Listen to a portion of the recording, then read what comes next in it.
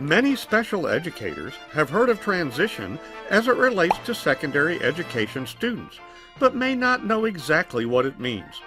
This pop-up PD is to let you know exactly what it is and why it's so important, as explained by your friends at Arkansas Transition Services. We promise not to throw a bunch of laws, statistics, and data at you. In terms of IDEA requirements, transition is required to be in the IEP by the time a student turns 16, although a number of Arkansas school districts have mandated that it be in place by the time the student is 14.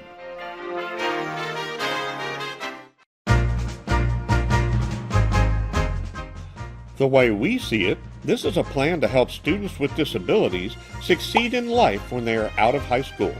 Long before transition was required, data was collected on students who had graduated high school of both with and without disabilities. And do you know what they found?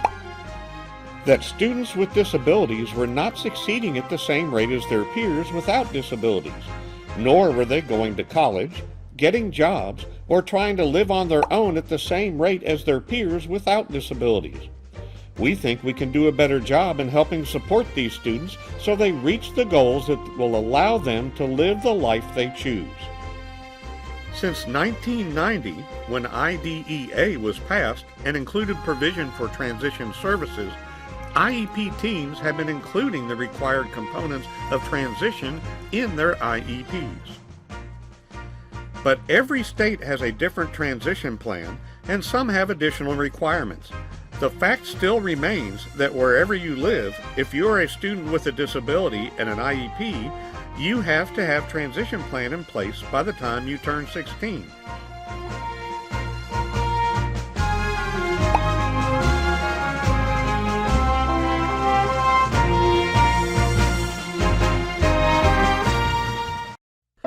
We think you would agree that the average teen student is not ready to go out and conquer the world yet.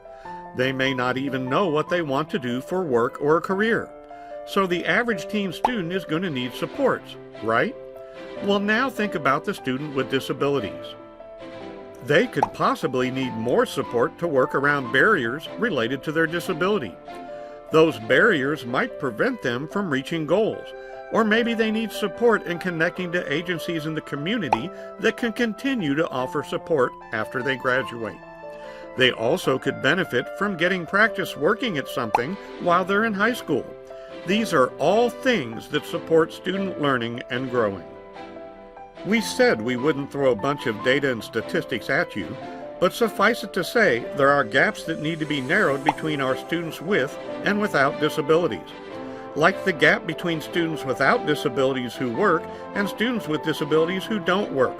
Or take those same two populations and look at who is going on to post-secondary education. The gaps are wide, and students who don't have meaningful plans are falling in them. It is essential that as members of the IEP team, special educators understand the importance of helping students develop goals that are meaningful to them and support them with activities, services, and a course of study that allows them to make progress. In order to provide these services to our students, we have to take the initiative to get the appropriate training in secondary transition planning and ask the appropriate questions. We must work together to assess student preferences and interests, as well as their strengths and needs. Those things set the pace for the contents of the plan and the progress they will make. Then, when our students are reaching their goals, we can look back and be proud of the supports we provided to that student. After all, everyone deserves happiness and a shot at setting and reaching goals. We strongly encourage you to go to our website, www.arkansastransition.com. There you will not only find great resources, but you'll find information on current trainings and events and how to contact your consultant.